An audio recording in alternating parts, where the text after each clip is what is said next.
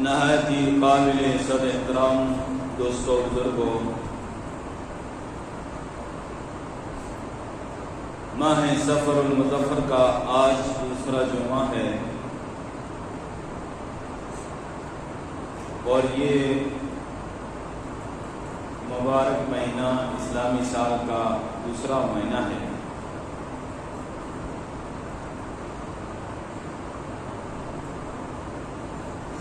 اور اس ماہ کے متعلق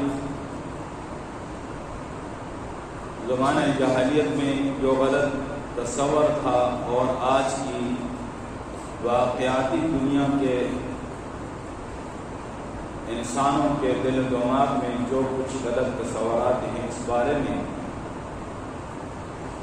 گزشتہ جمعے میں چند باتیں عرض کی۔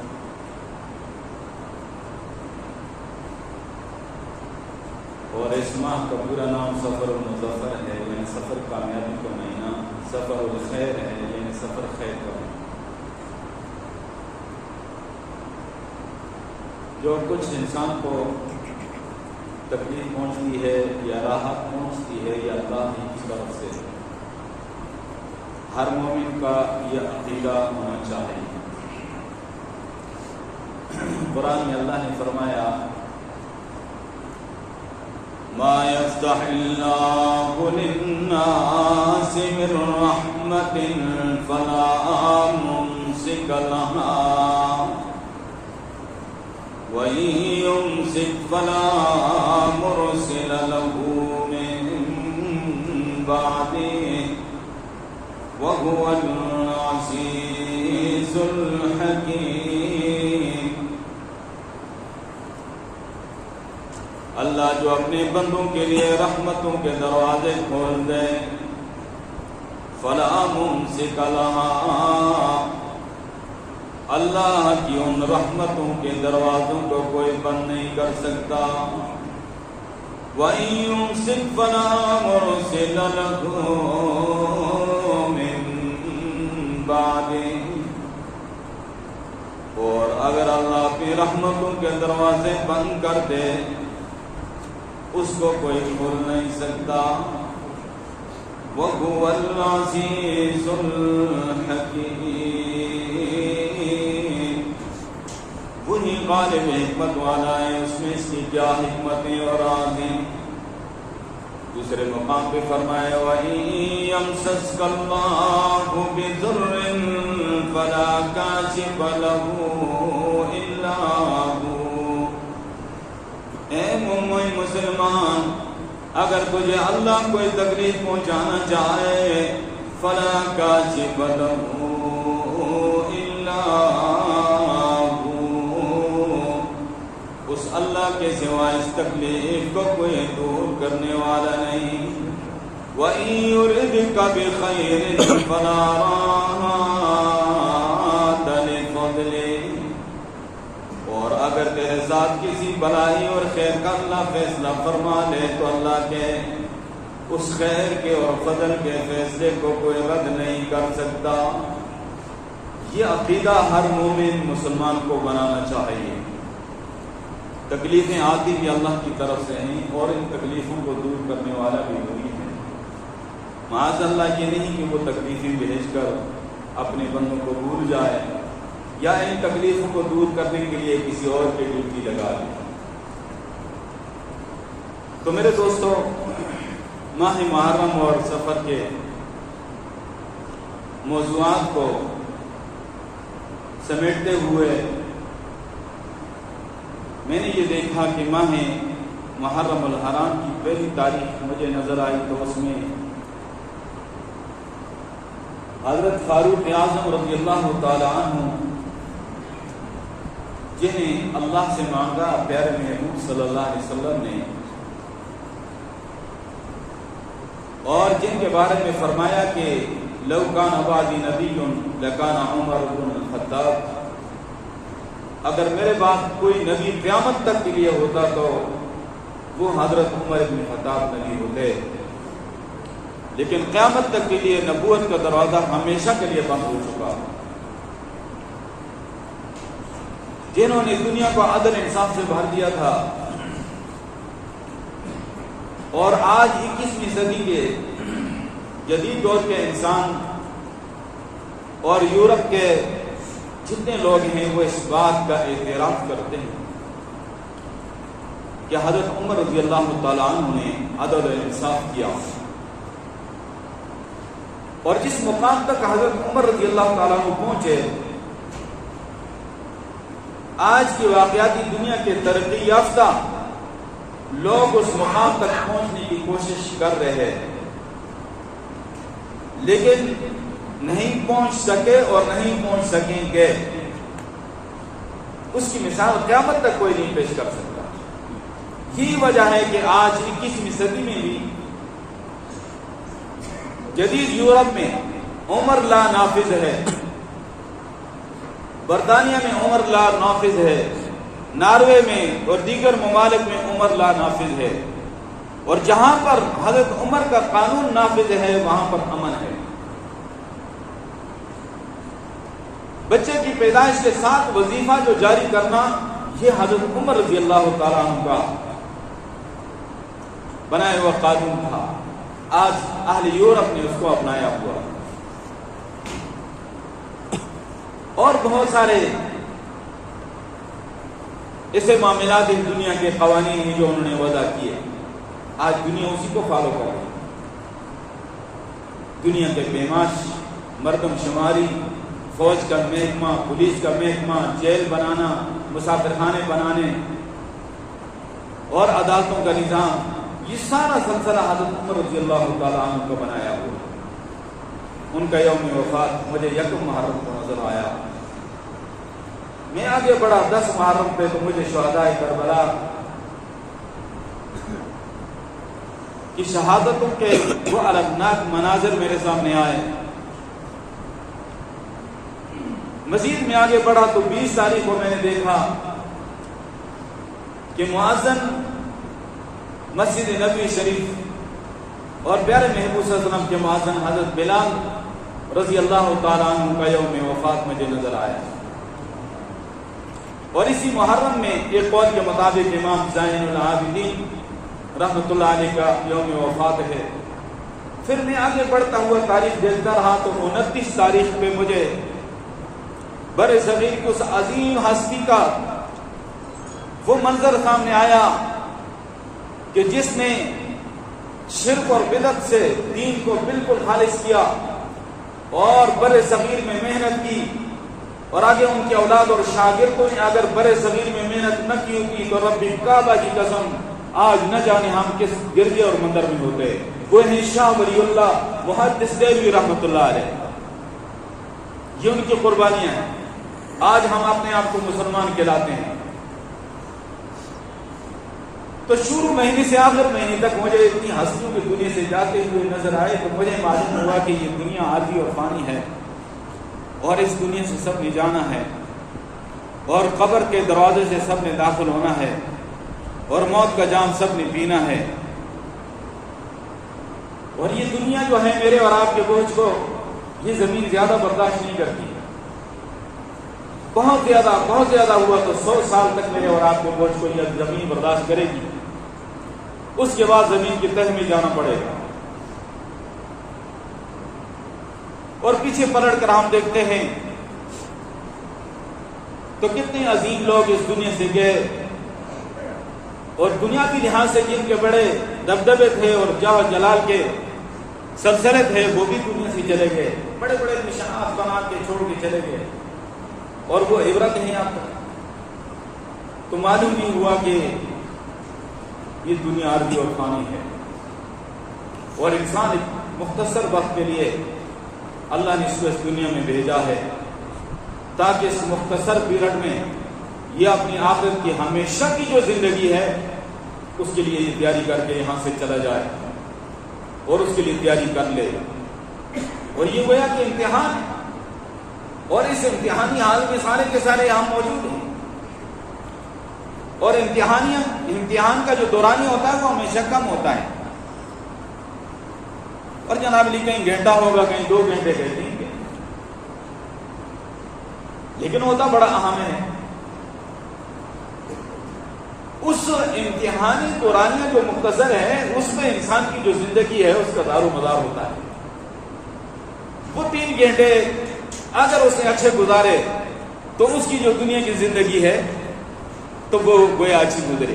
یہی مثال ہے کہ ہماری دنیا کی زندگی کا پیریڈ ہے یہ مختصر ہے. اگر یہ ہم نے اچھا گزار لیا تو آخرت کی جو ہمیشہ کی زندگی ہے اس میں ہم کامیاب ہوں گے.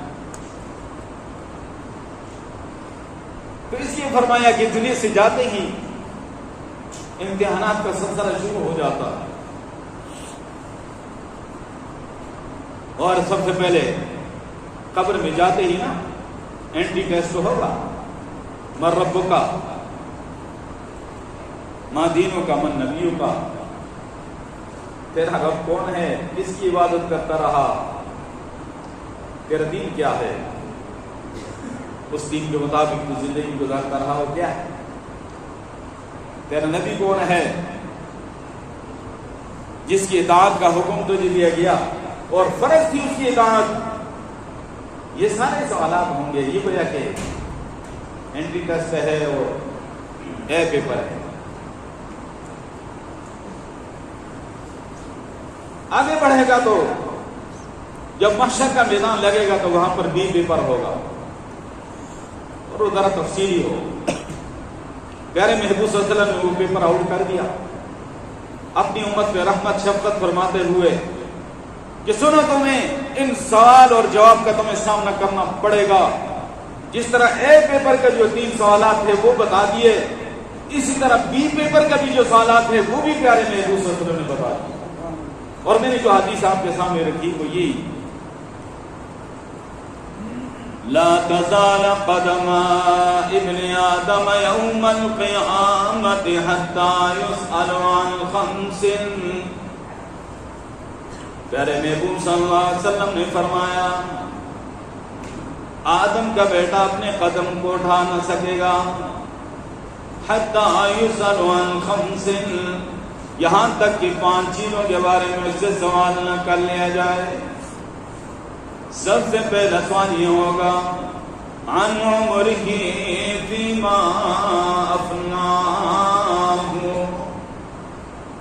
تو نے اپنی زندگی کے قیمتی ماہ و سال کہاں پر گزارے اور یہ عمر کہاں فنا کی. وعن شبابہ فیما ابلاہ، اور جوانی کے بارے میں سوال ہوگا کہ تو نے اپنی جوانی کو کہاں پر برباد کیا. ابلاؤ کا معنی کہاں پر پرانا کر دیا اس جوانی کو. یہ جوانی والی آنکھیں تیری کہاں استعمال ہوتی رہی، جوانی والے کان کہاں پر استعمال ہوئے، جوانی والی زبان تیری کہاں استعمال ہوئی، جوانی والے ہاتھ پاؤں تیرے کہاں استعمال ہوئے، جوانی والی طاقت تیری کہاں استعمال ہوئی. ان آنکھوں سے تو نے اپنے ماں باپ کی زیارت کی، اللہ کے گھر پیارے محبوب کے روضے کی زیارت کی، اللہ کے پاک کلام کی زیارت کی، علماء صلحاء کی زیارت کی. یا ان آنکھوں سے تو نے نامناسب مقامات کو دیکھا اور خوش مناظر کو دیکھا. ان کانوں سے تو نے اللہ کا کلام سنا یا گانے سنے یا غیبتیں سنی. زبان سے تو نے اللہ کا ذکر کیا یا تیری زبان پہ ایسے ڈائلاگ جاری ہوئے جن سے اللہ اس کے رسول ناراض ہو رہے ہیں. تیرے ہاتھ پاؤں کہاں استعمال ہوئے. ان سارے اعضاء کے بارے میں سوال ہوگا. وان شبابہ فیما ابلاہ، اور جوانی کے بارے میں سوال ہوگا کہ اس کو تو نے کہاں برباد کیا.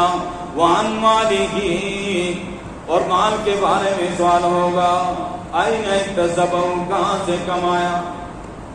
حلال کے تو اللہ نے سینکڑوں راستے بنا دیے تھے تیرے لیے، تو نے حلال کے راستوں کو چھوڑ کر حرام کا راستہ تو نہیں اپنایا، سود کا رشوت کا راستہ تو نہیں اپنایا. وفیما انفقہ، اور وہ مال تو نے پھر کہاں خرچ کیا، خیر کے کام میں، اللہ رسول کی رضا میں، یا پھر شر کے کام میں، ریاکاری اور دکھلاوے اور فضولیات میں. وَمَاذَا عَمِلَ فِيمَا عَلِمَا، اور جو کچھ تو جان چکا تھا اس کے بارے میں، اس پہ تو نے کتنا عمل کیا۔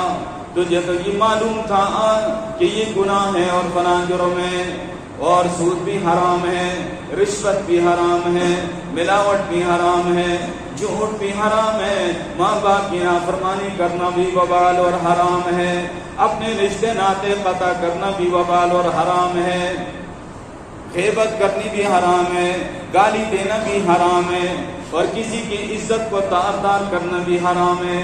سب تجھے معلوم ہو چکا ہے، اس تو نے عمل کہاں تک کیا؟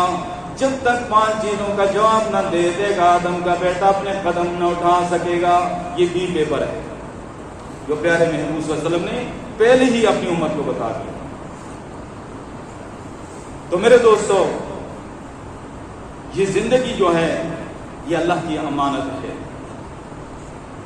اور دنیا بھی عارضی اور دنیا کی چیزیں بھی عارضی، اور یہ دنیا اتنی قلیل اور اتنی حقیر ہے کہ یہاں پر انسان کی خواہش نہیں پوری ہو سکتی۔ اس دنیا کے کسی بڑے سے بڑے دنیاوی لحاظ سے عہدے والا، منصب والا، شہرتوں والا شخص اس سے بھی پوچھو تیری خواہش پوری ہو گئی ہے؟ نہیں۔ یہ دنیا اتنی حقیر اور قلیل ہے کہ یہاں کسی کی خواہش پوری ہو ہی نہیں سکتی۔ ہر ایک انسان جو ہے کوئی نہ کوئی مسئلہ اس کا لگا ہوا ہے، خوشی کے پھول کے ساتھ غم کا کانٹا بھی جڑا ہوا ہے۔ زمانہ بھی چھان مارا، دنیا بھی دیکھ بالی، زمانہ بھی چھان مارا، دنیا بھی دیکھ بالی، نہ کوئی خوش و خرم دیکھا، نہ کوئی غم سے خالی۔ اصل تو آخرت ہے، وہاں پر ساری چاہتیں اور ساری خواہشیں پوری ہوں گی، اس لیے دنیا کے دھوکے میں نہ پڑنا۔ اللہ اکبر۔ دل نہ ہو غافل یکدم، یہ دنیا چھوڑ جانا ہے، دل نہ ہو غافل یکدم، یہ دنیا چھوڑ جانا ہے، باغیچے چھوڑ کر خالی زمین اندر سمانا ہے، وہ بدن تیرا بھائی جو لیٹے سیج پھولوں پر، وہ بدن تیرا بھائی جو لیٹے سیج پھولوں پر، یہی ہوگا ایک دن اس کو کیڑوں نے کھانا ہے۔ اور انسان اللہ کی بارگاہ میں یہ کہتا ہوا جا رہا ہے، خدا بندہ تیرا بندہ، وہ دنیا چھوڑ آیا ہوں۔ تھوڑی سی ترمیم کے ساتھ، خدا بندہ تیرا بندہ، وہ دنیا چھوڑ آیا ہوں، جسم سے روح اور سانسوں کا رشتہ توڑ آیا ہوں، یہ مانا کہ سراپا گناہگار آیا ہوں۔ زبان حال سے کہتا ہوا جا رہا ہے، بظاہر تو ہمیں میت اٹھائی ہوئی ہے نا، یہ مانا کہ سراپا خطا کار آیا ہوں، لیکن یا رب تیری رحمت کا طلبگار آیا ہوں، منہ اوڑے کفن سے شرمسار آیا ہوں، منہ اوڑے کفن سے شرمسار آیا ہوں، لیکن یا رب تیری رحمت کا طلبگار آیا ہوں.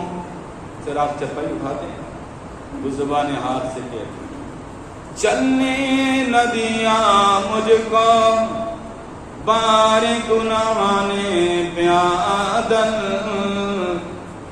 چلنے نہ دیا مجھ کو بار گناہ نے پیادل، اس لیے اوروں کے کندھوں پر سوار آیا ہوں.